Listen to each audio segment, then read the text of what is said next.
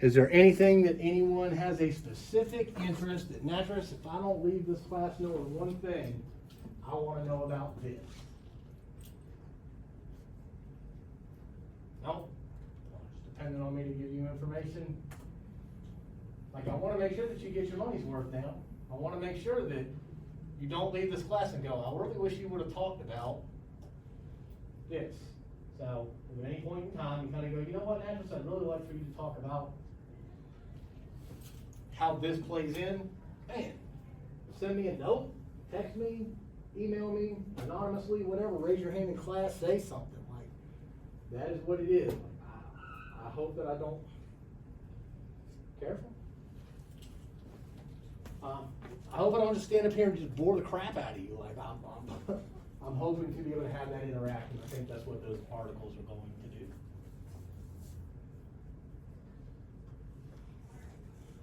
All right, I forgot my clicker today. So, because I have some of you who are in environmental studies, and might not have as an extensive soil background as the rest of the agricultural students, I want to kind of go over some of the basic things that we use in soil and in agriculture to determine that are going to basically influence how soils move in the environment, and by moving I mean erosion, and how they enter our water streams and how our water moves in the environment.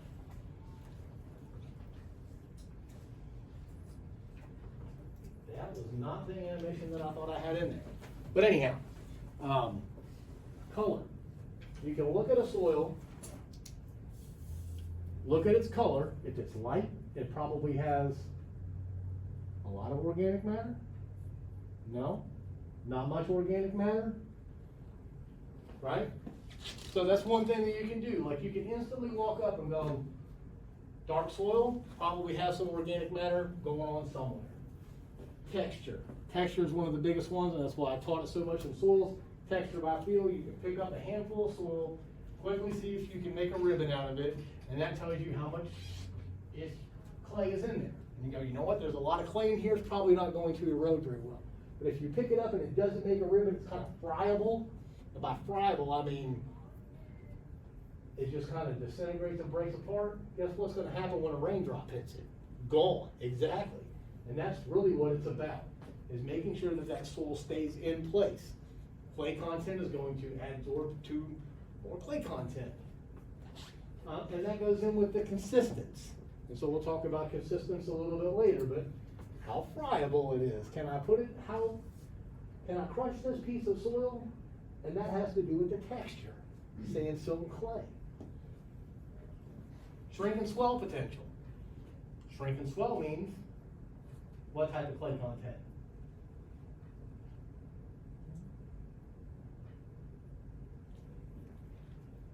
It's either high or low. It's going to have a high clay content and a certain type of clay content too. And so once we know what kind of clay content is there, then we can start to make more deductions about that. We can start making more inferences. Bulk density. How compact is the soil? Is it very dense? And if it's dense, then the pore space is not there. If we don't have pore space, we don't have water movement. If we don't have water movement in the soil, guess where we do have water movement? Out of the soil. And it's taking the soil with it. So if the water can't go down, it's going out. And when it goes out, it's going to take some soil with it based upon some of those properties.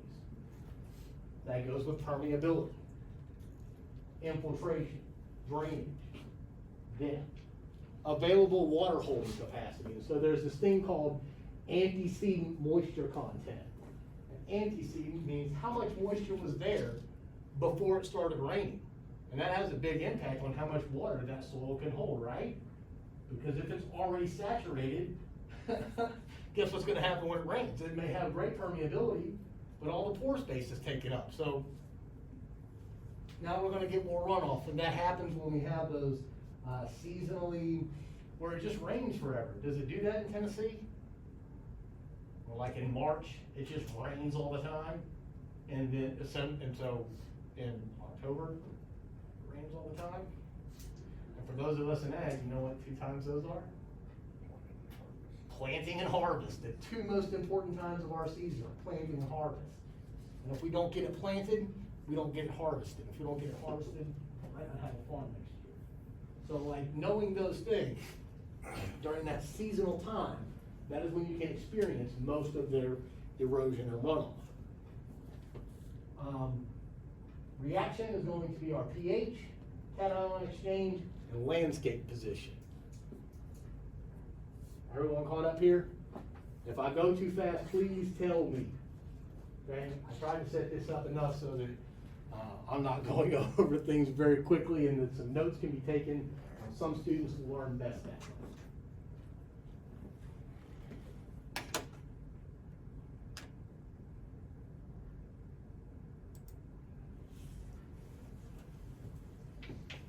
So our soil color, some of the things that we can use that gives us useful that I talked about, we're going to be organic matter content, right? Dark soil, more organic matter. That organic matter is going to hold those soil particles together. So aggregate stability. And the more aggregated it is, the more cohesive that soil, the less likely it is to erode because it's attracted to other soil particles. All right. I'm gonna have to hold up behind this podium. Next are going to be the soil minerals. And so when we look at a soil like this, we see that it's high in iron because it has a red color. And what color is iron when it rusts? Red, exactly. We can also tell that there's a lot of oxidation. This might be a well-drained soil because the iron's red. Iron oxide, red. That's what rust is.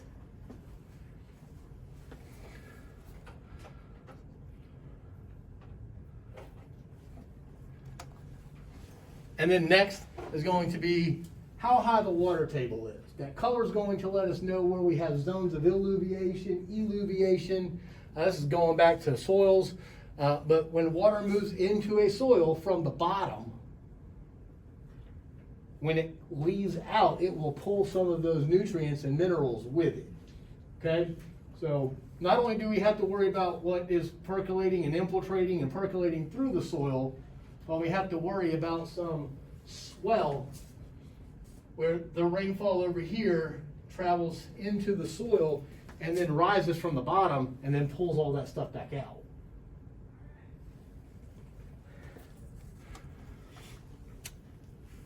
So for color, we use a Munsell chart. Some of you who have been in soils, we did this in soils lab.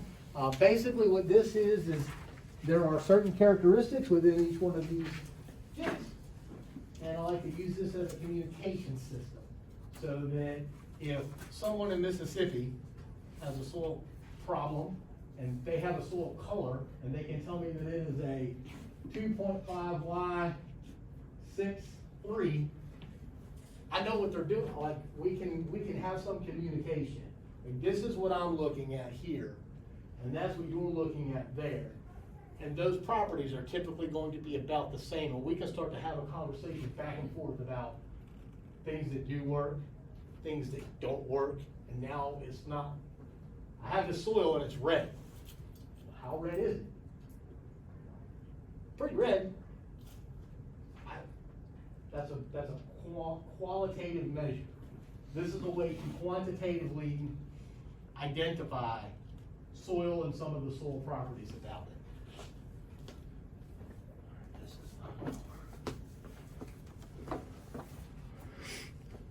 So some of the redoxomorphic features are going to be formed by oxidation and reduction of iron. And so going back to chemistry, way back to chemistry, reduction it gains, oxidation it loses. And if we have oxidation, probably have what other element?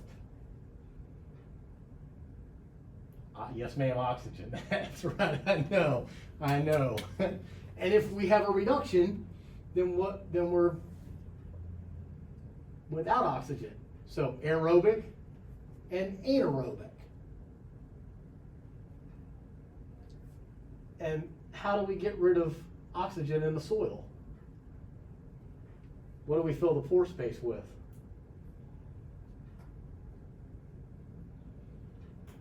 Water. Right? Water.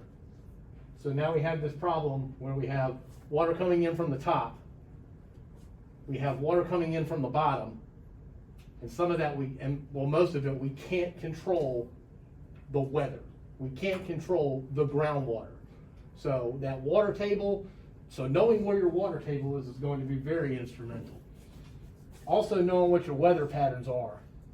And we'll go over Russell to figure out what your erosivity factor is, your rainfall factor. All of those things are going to go into how we can determine how much soil we're going to lose and what type of practices we need to include so that we do not lose our soil. Most of them are going to be with iron and manganese oxides. And so both iron and manganese are typically the two kind of elements that are the most prone to changes in oxidation state. And when we have changes in oxidation, we have changes in soil structure. Well, not the structure, but like the organic matter, how the soil is kind of held together and what's held in the soil. So if our soil is not held together and we have different changes in oxidation states and we have erosion, then now we have pollutants into our streams and water. And most of those are going to be from saturation. So how much your water table changes, how much water infiltrates is going to change the color of your soil. Everyone good here?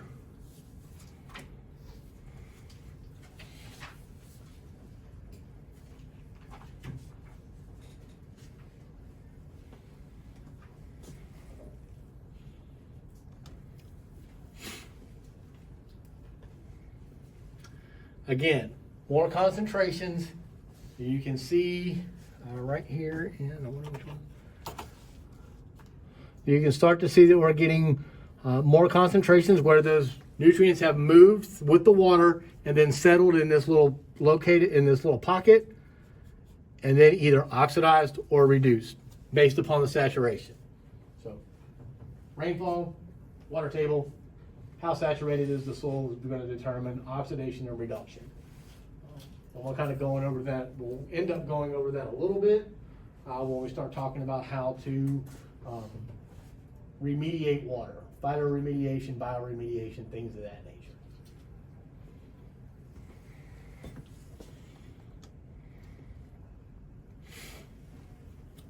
So here we have where this iron and oxide has, I don't know if you can really tell, but this is a little bit lighter. Can y'all, is that clear enough?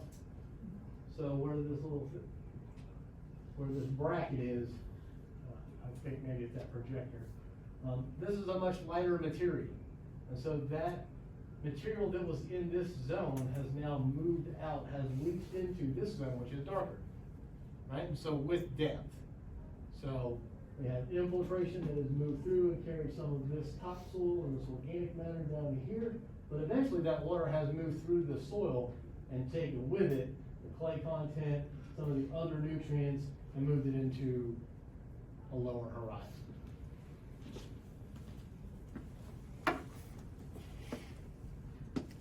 Textural triangle. For those not in agriculture or have had soils yet, this is kind of how we classify what the percentages of sand, silt, and clay are. And so when you know about sand, silt, and clay, again, that's texture by feel. And because we have more clay content, we'll probably have more cohesion, and we're less likely to lose soil due to erosion because it's compacted together. We typically do this by texture by feel in the field, but lab techniques actually determine the real content, the actual quantitative. This is an exact number. And so if we were to have, let's say, 60% sand and 30% clay, we would follow that line, and we would have a sandy clay level. Once we get into a textural class, we have some information to go to another section and kind of go sandy clay loam, sandy clay loam. These are the characteristics, and this is the erosivity of a sandy clay loam. And they're gonna vary with different soil series types, but the texture is a sandy clay loam. From that, you can determine whether or not you have a high erosion potential, a low erosion potential, medium. These are some things that you can do to prevent this.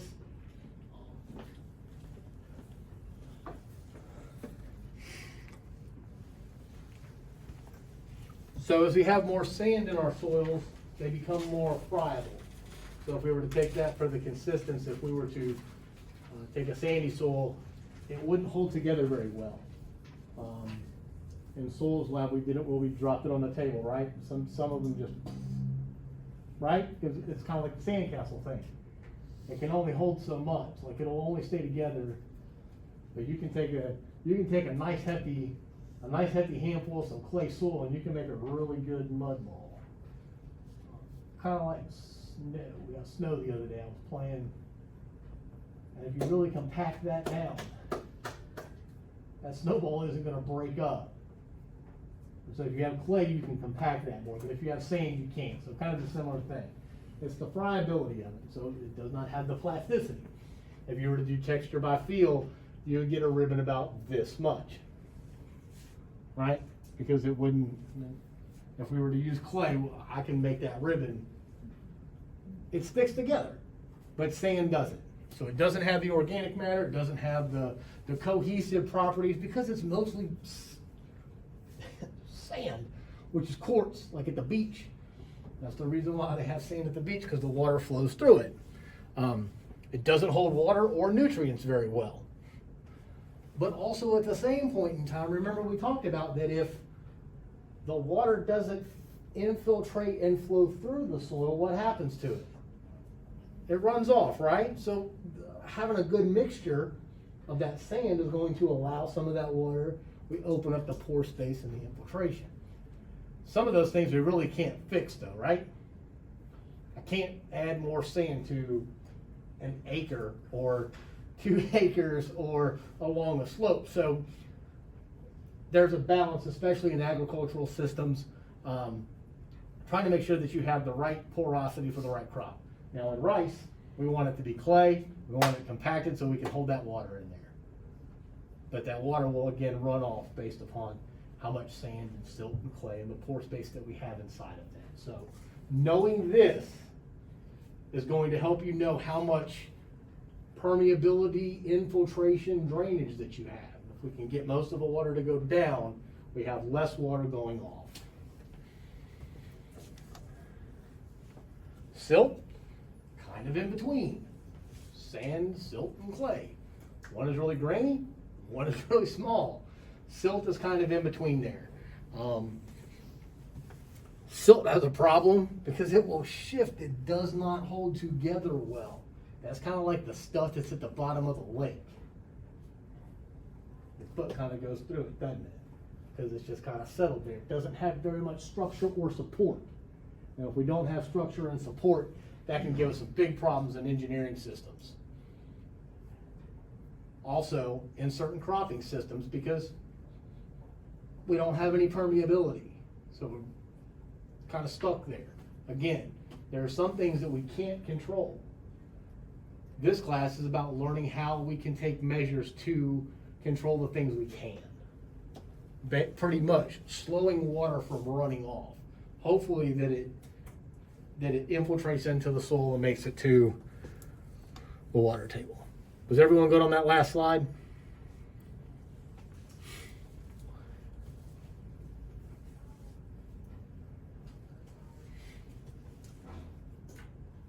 Finally, clays.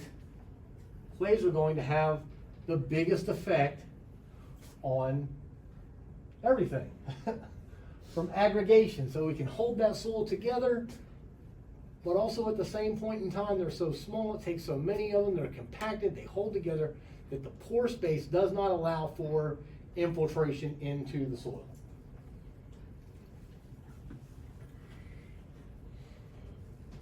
Really difficult to get those clay particles, or those, just the clay soil in general, to move apart and restructure so that we can increase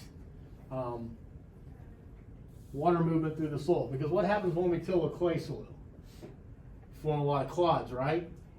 And when you form those clods, what you've done, bless you, what you've done is completely destroyed the structure of that soil, and the water is going to move in ways that you just don't have any consistency through that. So we really have to be careful about what we're doing and when we're doing it. And that's going to be that's why there's a big push for no-till. So we have this known flow infiltration. We know what the properties are. Each time we till the soil, it's like starting over. We don't necessarily know. And if we don't know, we're starting right back at zero. And then we go, how come this happened? Don't know. Now we've got to start all the way back and figure out what the infiltration rate is, all of those things. So,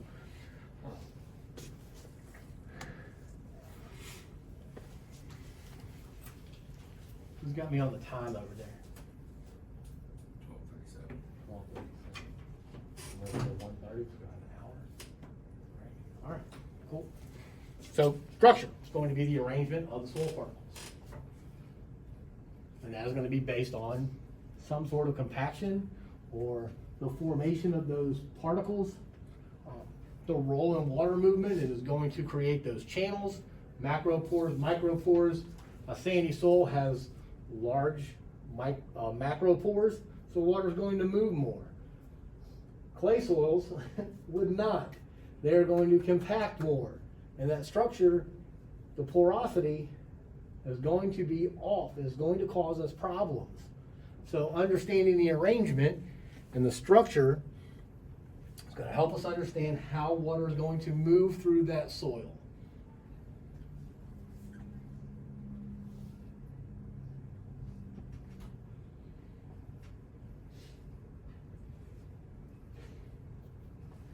You crack me up, John.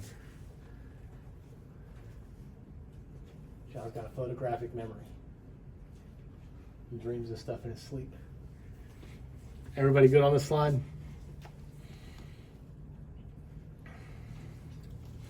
So we have this one small soil particle. Let's just say it's a sand particle, right? We have organic matter that is connecting and holding and kind of forming these aggregates, this overall soil aggregate. And then we have more aggregates that are combined together, and that is giving us the structure, right?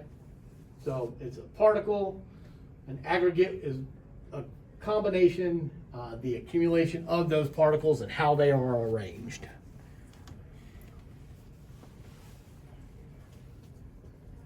Some of the common, okay, cool. Some of the common structures that we'll go over, you'll probably deal with granular a lot. It's kind of in the topsoil. It's probably common when you see, I really like doing like fresh rototilled soil. It's got nice structure to it. It's got a really good sand, silt, clay mixture, and it just it's just got that feel in your hands, and it breaks up really well. And you're like, yes, like when it breaks up really well like that, like I know I'm going to get good water movement, but I also know that it's still going to be able to hold together. And I got some nutrient retention going on in there, and you're just happy with it. But like you get some bad soil, it's just rocky and hard, and you're like, I can't do anything with this soil.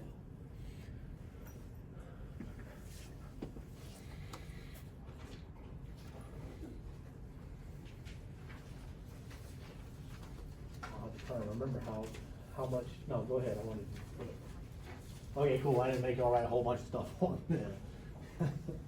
I don't want it to be a whole bunch of writing, but also to kind of get some things going on in there.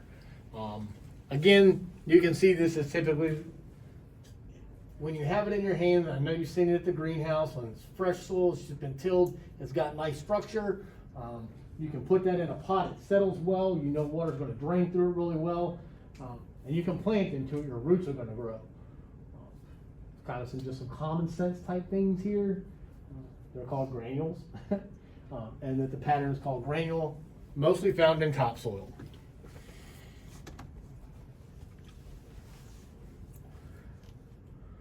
This is going to be single grain. Should have said single grain. Oh, yours did. Cool.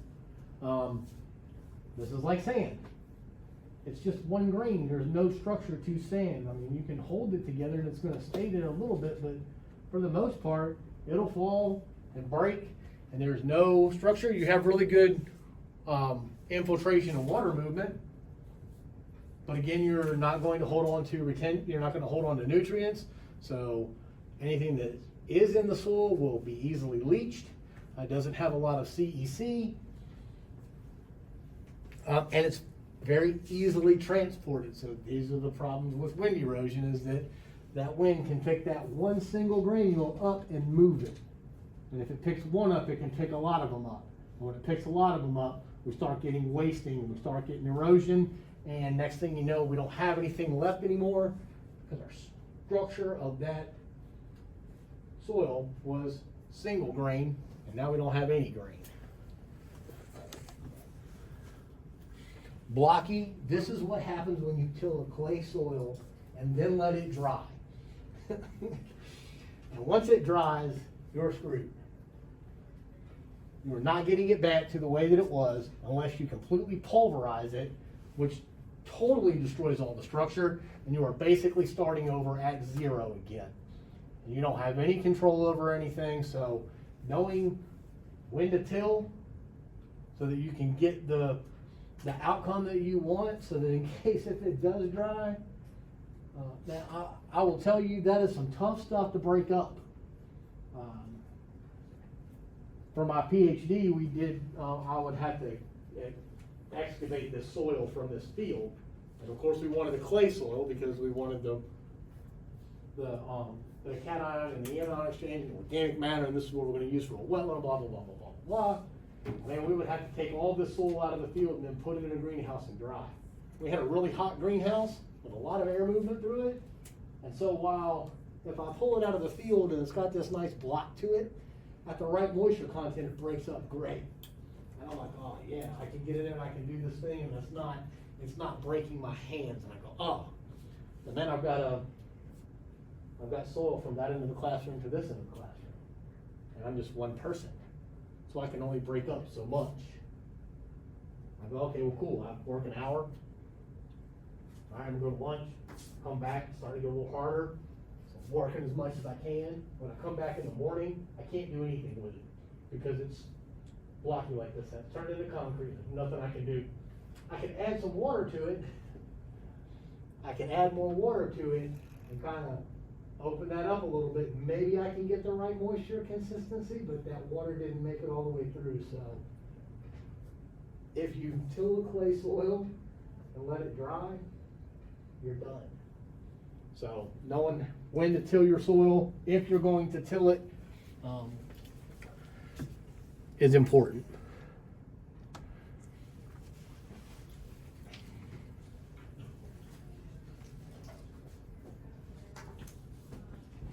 Prismatic, these are going to vary with depth.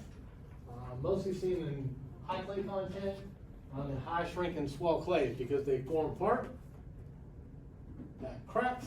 We have crack around this prism, and then eventually all the others prisms crack around it, and then make it some compaction, and then move back together, and go in this column,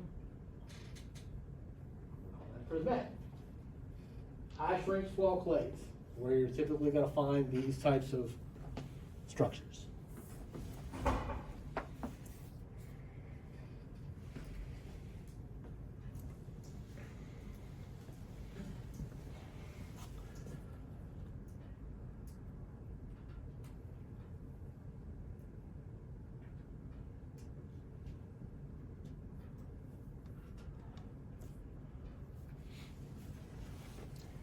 The difference between prismatic and columnar: prismatic is kind of flat. In columnar structures, will have a rounded top and high in sodium content. So these are going to be sodic soils.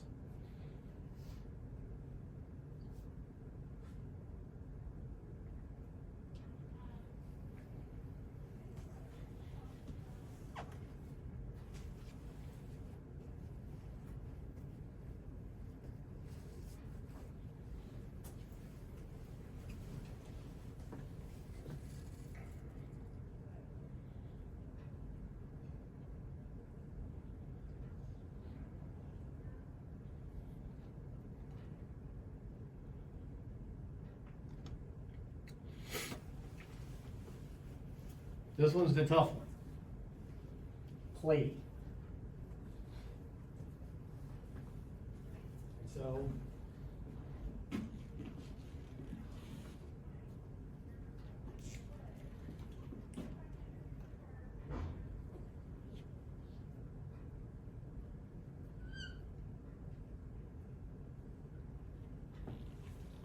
can you see that back there? Okay. Everyone else over here can see it, right? So we have these plates that the clay forms in sheets and sits on top of each other like this, right? The problem with it is when water enters this soil, it can't make it through the plate. And it's always trying to go down, so guess what it has to do? It will have to go here first. Or maybe it travels and comes in here. And so one way or the other, because it can't penetrate downward, it will go lateral first and then find another way. And so that slows the infiltration and the downward movement of that water. Again, if we stop the downward movement, guess what we increase? Erosion. So knowing that you have a platy structure, your infiltration is not going to be very good because there's tortuosity, the curving of this water in order to make it to the bottom is not going to be very good. But if we were to have a sandy soil, blocky, water can flow through that very easily, compared to having to travel all the way to the left, all the way to the right, all the way back, all the way back. Plate on top of each other. Can't wait to get my pointer back.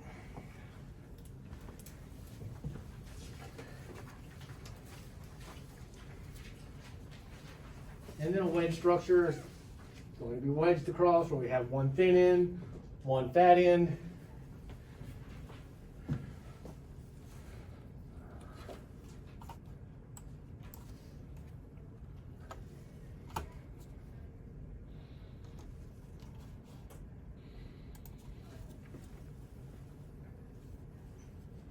Mostly inexpansive clays like montmorillonite or smectite. We might get a little bit into the clay structures just to kind of have an understanding of the montmorillonite are expanding clays, and so we have this 2-to-1 structure of these soils where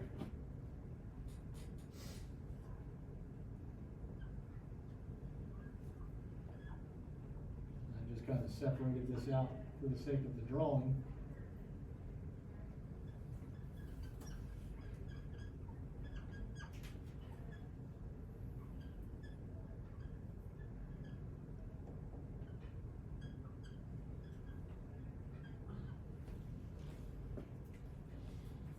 When we have a tetrahedral and an octahedral, this would be a 2-to-1, and then a 1-to-1.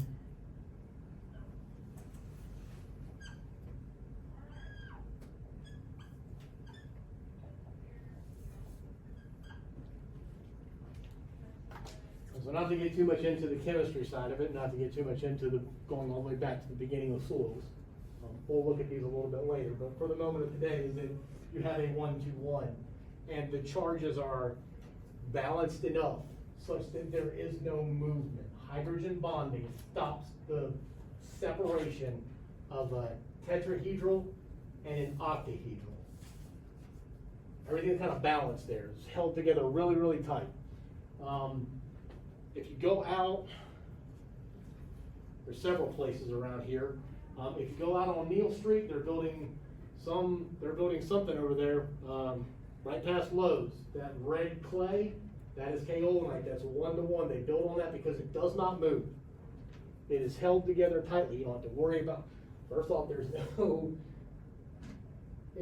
Because it's held together so tightly, there's no erosion, or there's little erosion. It won't shift on you when they start building, and they compacted it down. It's like a softball field, baseball field. Any sports people? Baseball and softball, that clay is just hard. You cannot move it. Once it's compacted, it's there. in a 2-to-1, tetrahedral and octahedral, water can make its way in between these. So when they're dry,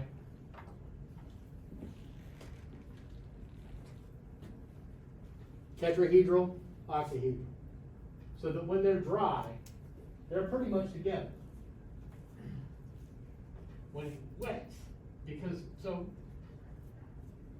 in 1-to-1, remember the charges are balanced, it's really held together by hydrogen bonds, right? There's very little, water is not going to move in and separate those. When we have 2-to-1, there's a lot of charge going on here. And there's a lot of, the hydrogen bonds are not as strong as they are on the 1-to-1. And because of that, I don't know how I'm gonna be able to make this look. See if I can do it. Because of that, water can come in and cause just a little bit of shift and a little bit of expansion. And when that expansion happens, you can start to get some shifting. And when we get that shifting, we start to get some damage.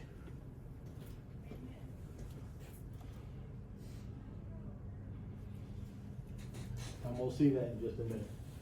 So that structure is going to affect the permeability and how that water flows through, like I was showing earlier, that if we have a flaky structure, the water movement through that soil is going to be difficult. Where is that at in relation to this? Flaky, slow. Didn't go over massive. Flaky's the slowest one. And massive, that's basically just a big chunk of soil. There is no structure to it really. We have moderate and prismatic and blocky, but in granular and single grain, very rapid. So probably sand, silt, clay. Probably a good kind of way to think about that.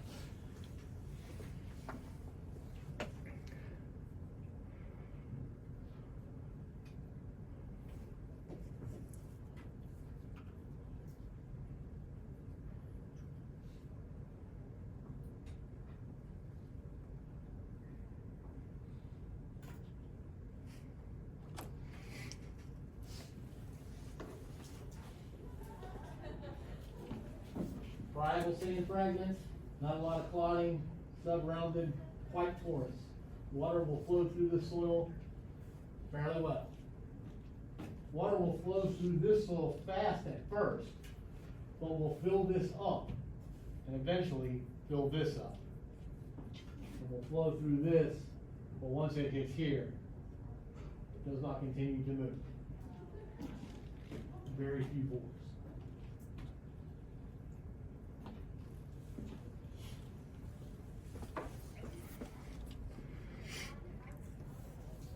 Moving into the consistency.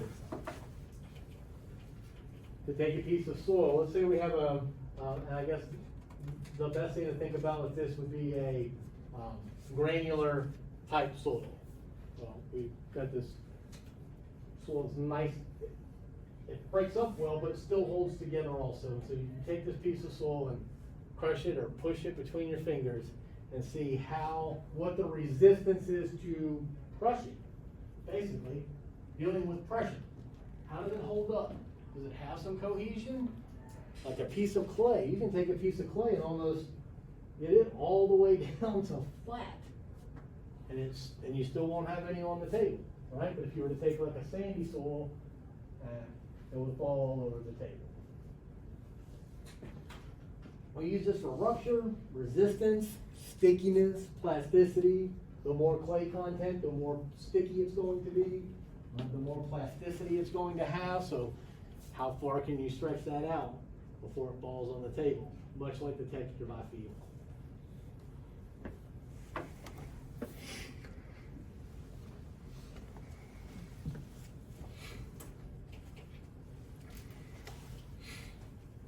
So we'll test that by grabbing a piece of the soil and just slowly, yes ma'am, that's correct.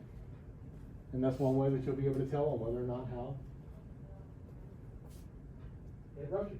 The consistency of it. What is the consistency?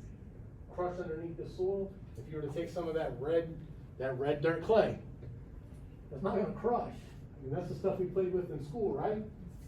because it sticks together.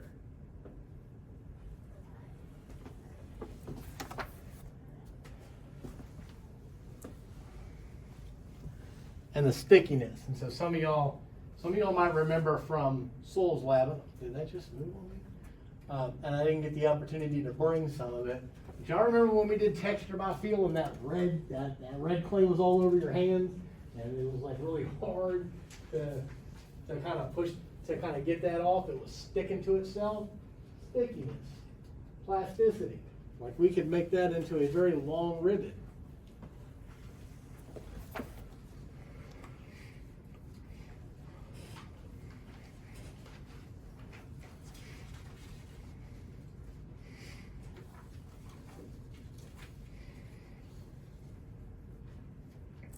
And that's kind of what they do for plasticity, is to see how long they can make that soil into without destroying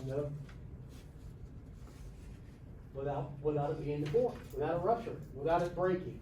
Like how long, how much will it hold together? We have a very high clay soil. We can roll that out, and if you have enough of it, you can make it to be this long, but you can't do that with a sandy soil. You might get about that, like it just won't. So the clay content and plasticity kind of go hand in hand. The shrink swell potential. Coming from Mississippi, I'm not overly familiar with some of the soils in Tennessee. Do y'all have this problem here? Some, no. In Mississippi, we do. There is a crescent that kind of goes up the northwest corner of Mississippi. If you look on Google Earth, you can see it very clearly. There's a big crescent that goes into Alabama, into Mississippi, and comes up into very little bit of Tennessee. It's known as the Blackland Prairie. That has high, it's vertisols, it has high shrink, the clays within it, high shrink swell capacity. So we had this really big problem where you can't really do anything on these soils because you can't build anything. If you were to go into Web Soil Survey, this is one of the things and the reasons why you can't build basements or build foundations or build roads, because there's a high shrink swell potential for that. And so you don't ever see any of the really dark soil for new road construction, do you? No, it's all bright red, aluminum and iron oxides, because it's one-to-one clay. They stick, they don't move. In some instances, you don't really have that option, and we have to build a road through there. But some engineering things have to be taken in to kind of make sure that we can do that. So 2-to-1s, high shrink swell, 1-to-1s, kaolinite, low shrink swell.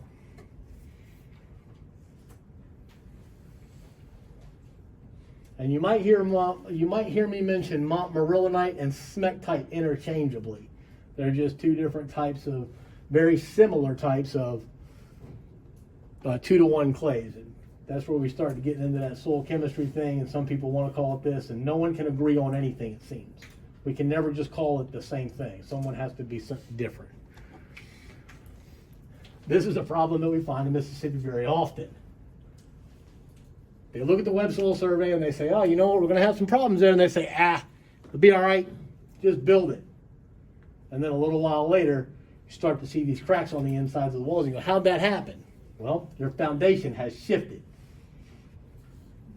And that's why there's nothing you can do about that. You can jack it up a little bit, maybe kind of get it back to normal, but guess what? Exactly.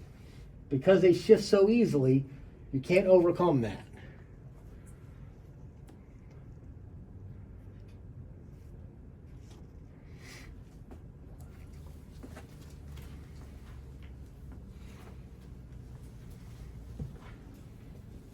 Another thing is going to be bulk density. So water would move through which one of those two objects the quickest? The brick? The sponge? The sponge. And that's what we use to wipe up water, right? But anyhow, there are so many pores in there that water has a place inside of a sponge. The more pore space we have in the soil, the more water we can hold. But if our soil is compact and just, you can't get any more, there's no water. You don't have any space for water to hold in there. It's taken up by air. And if you have a brick, likely to have maybe soil structure. Because that's what they do, right? They compact it down. Those bricks are just baked in there. They take all that out. So water does not move through compacted soil very well. So knowing the bulk density of a soil is also going to help you understand how much water moves in and out, and air as well, out of those soils.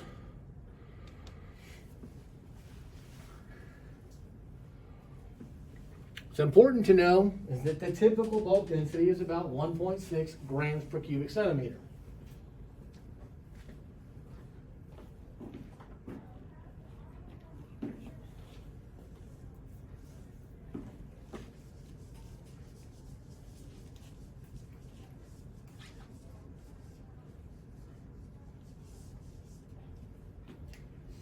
That's my drawing skills.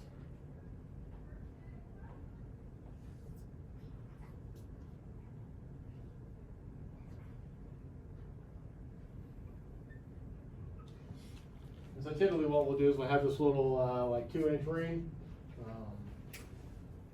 which is like a PVC pipe really set this metal. And we'll go out to the field, and, it's maybe 2 inches, 3 inches in diameter. We'll go out to the field, we'll pound it into the soil, we'll basically dig a hole, and we'll pull that out, put it in the oven, take all the water out, and so then we're only left with pore space and solid material. And that'll let us know what the bulk density, how much material is actually there. And so something that kind of struck me a little bit was that sandy soils will have a greater bulk density than, let's say, a fine or silts and clays. And that's because they have more pore space compared to the silts and the clays. Larger macro pore space. There may be more micro pore space in silts and clays, but then again, they're also small. So kind of goes up and down, and it'll vary. Like these aren't necessarily like hardcore facts. They will change with the soil depending on the structure. But what's most important is that we don't want to restrict that root growth. And the reason why is because if we have plants on the soil, then they're slowing down the water movement off land, and they're also taking up some of the water out of the soil, and we get greater infiltration rates.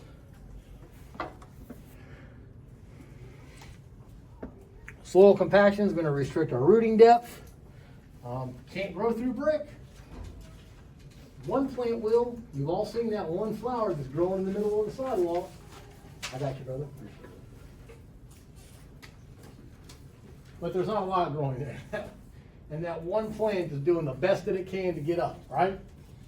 We're going to reduce our gas exchange. And so carbon dioxide and oxygen roots, if we have a compacted soil and a plant is respiring, the roots are respiring, where's it going?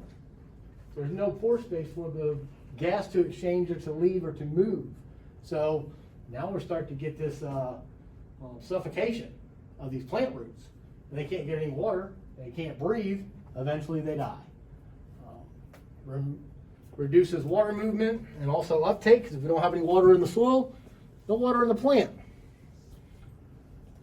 And then finally, reduce nutrient uptake. And if we don't have plants taking up nutrients, they're not growing, they're not actively conducting photosynthesis and respiration, which is completing that cycle. And if we don't have any plants, now we have bare soil, and water is not infiltrating, it is just running off because there's nothing to slow it down.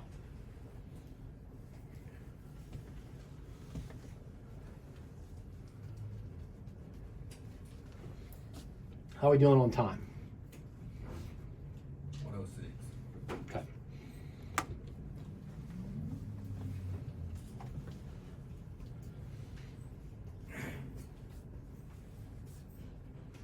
If we're compacting our soil, we're taking away the pore space. If there's no pore space, there's no room for water. If there's no room in the soil for water, it will run off. And that is kind of our whole purpose, is to slow the water down so that it does not carry the soil with it.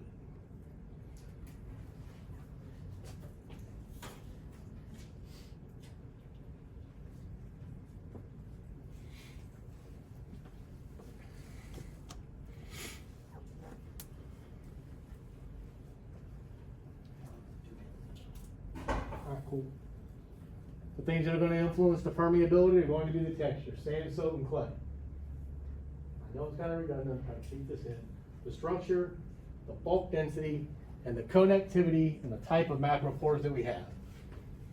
There's no pore space, there's no water infiltration. If there's no water infiltration, it's in the ditch. And it's probably taken some soil with it.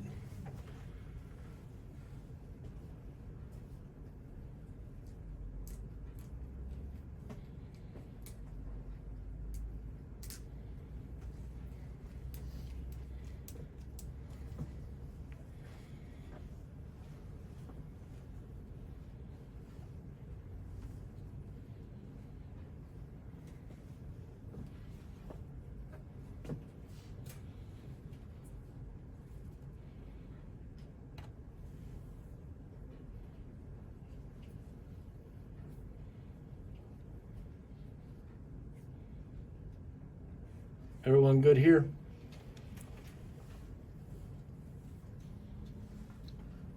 And then finally, two measurements that we use are hydraulic conductivity and saturated hydraulic conductivity. And the only difference is unsaturated, saturated. We tend to keep it pretty simple in soil sciences. Until you start getting into uppers, and then they start arguing over whether it's how you define soil or whatnot.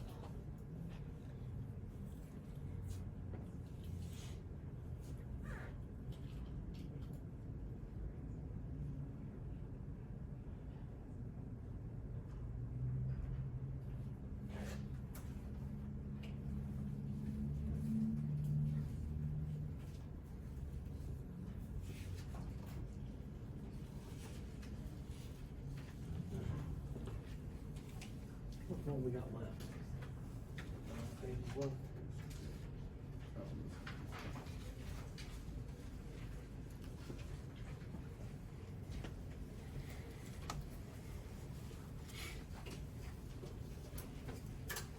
Infiltration into the soil. You can think about it like a military movement. We are infiltrating. We are breaking into the front line. But that doesn't necessarily mean that we're making it any further, because our soil could be compacted, but we're at least making it into the soil profile. So this is what happens when it rains. If there's enough pore space at the top, which there should be, and we have an O horizon that's got some good structure, water should be able to make it into the soil. Also, if we have plants there, especially cover crops, they're creating channels for water to make it in. So you can think about infiltration into. Percolation would be down through. Into, percolation is actually down through. And that's where we have that hydraulic conductivity and the saturated hydraulic conductivity. It's a measure of the infiltration rate.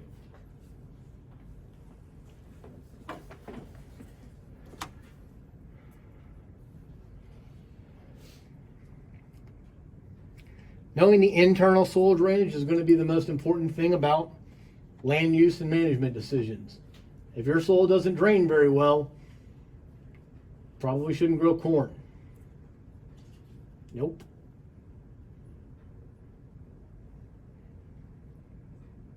If your soil drains really well, you probably shouldn't grow rice. Right? Well, like, knowing those things are going to be able to help you to determine on how you should and shouldn't manage this system. Knowing the KSAT, knowing the hydraulic conductivity, sometimes it's just visualization. You can look out and see there's water in the field still. How come that didn't drain but the rest of my field did? Is there a problem with my drain tile? Is that something I need to go look at? Probably number one thing you should go be checking is your drain tile, right? But also, it could just be that that's just a bad spot. Am I going to continue to plant in that bad spot? I know it's a bad spot. No. I'm wasting my time and my effort.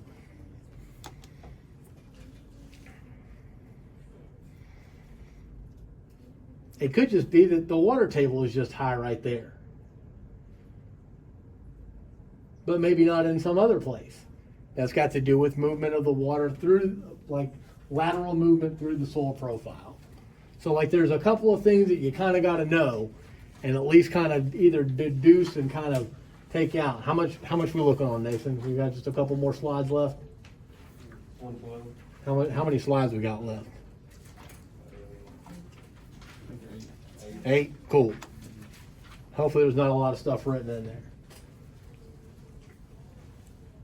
And so we can have a perched water table, and a perched water table is just that we have this zone that gets saturated above a zone that's unsaturated. How did that happen?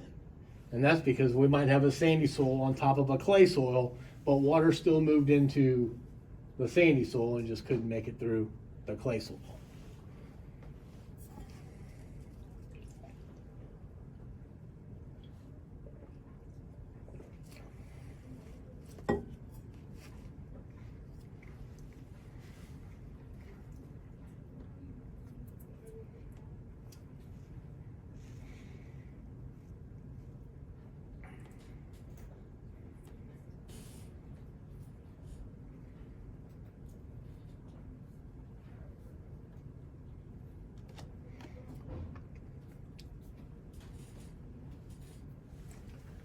I'm not sure you'll be able to see that very well.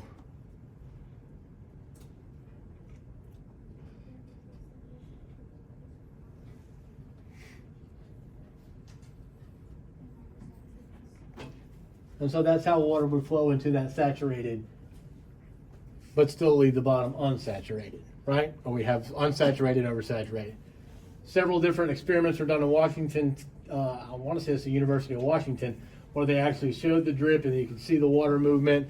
They filled it from the bottom. We typically tend to fill from the bottom of when we're doing like soil experiments because we want all the oxygen to come out of that soil. So if we fill that with water and we lose all the oxygen, then we're starting to have a reduced state.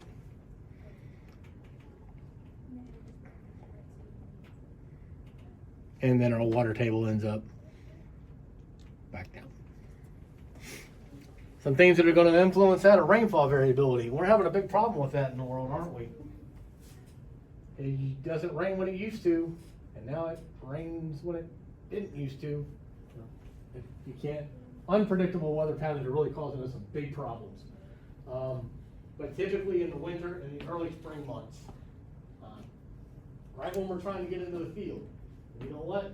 Hardcore, we've got to get into the field. So what do? We drive this big tractor across this clay soil. So we've got to get planted, and all we're doing is compacting our soils. No water movement into, water movement off. Got to get planted. So we have to try and figure out better ways to mitigate this soil loss. The available water holding capacity, again, another pretty simple term, the amount of water that a soil can hold. And that's going to increase with texture. Sands don't hold very much water. We have to continuously to water our sand plots, right? But if we have a clay, we don't have to water them as much. And typically what we can do is, if we had a clay, we could put a pan underneath it, but that would also, we wouldn't have to water it as much because that water will move up through the soil, depending on the structure. But we can hold a lot more water in our clays than we can in our sands. Saturation, pretty straightforward. Everything's filled, right? But field capacity is soils can hold a certain amount of water. Against the force of gravity, it will still hold water. So after it rains and it saturates the pores and everything is moved out because of downward flow just from gravity, what's left is known as field capacity. On the other end, if we use up all the water, we're at permanent wilting point. And this is the point at which the plants cannot pull any water out of the soil. There may still be some water there, but the clay colloids have held on to that water so much that the plants, it's not available to the plant.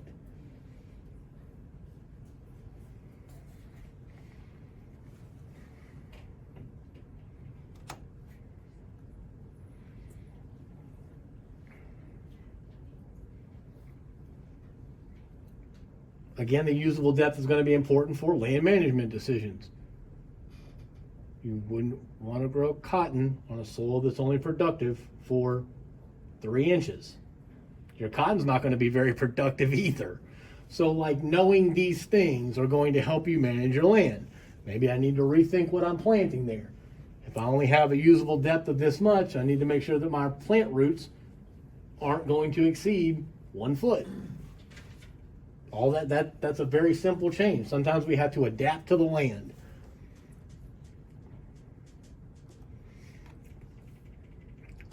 Oh, didn't add that in, did I? All right, acidic soils.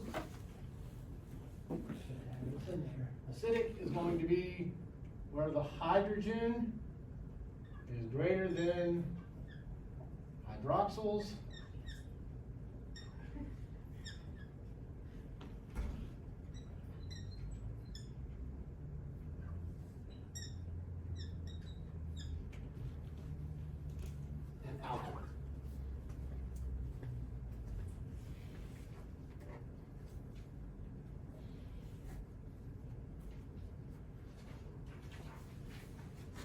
This is going to have an effect on our nutrient retention, our nutrient availability, and if we don't have nutrient availability, our plants don't grow. If our plants don't grow, we don't have any water moving into the soil because it just runs off because the plants aren't slowing the water down. So like all of these things combining together.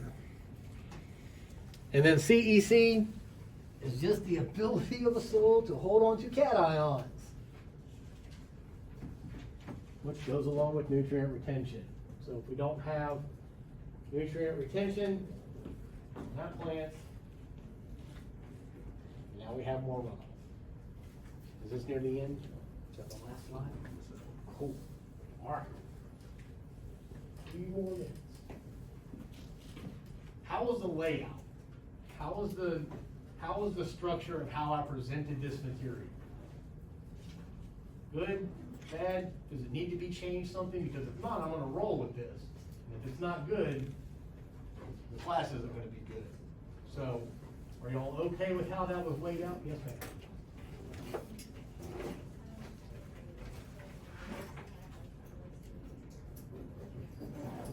Okay.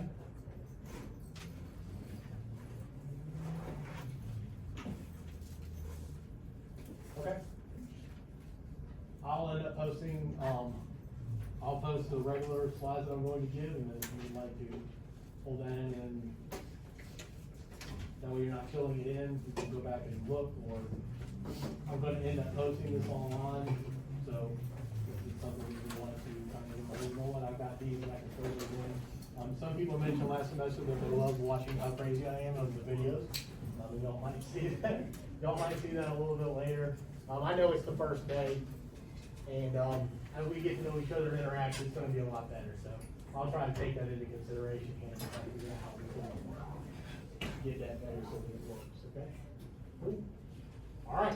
See y'all on Thursday.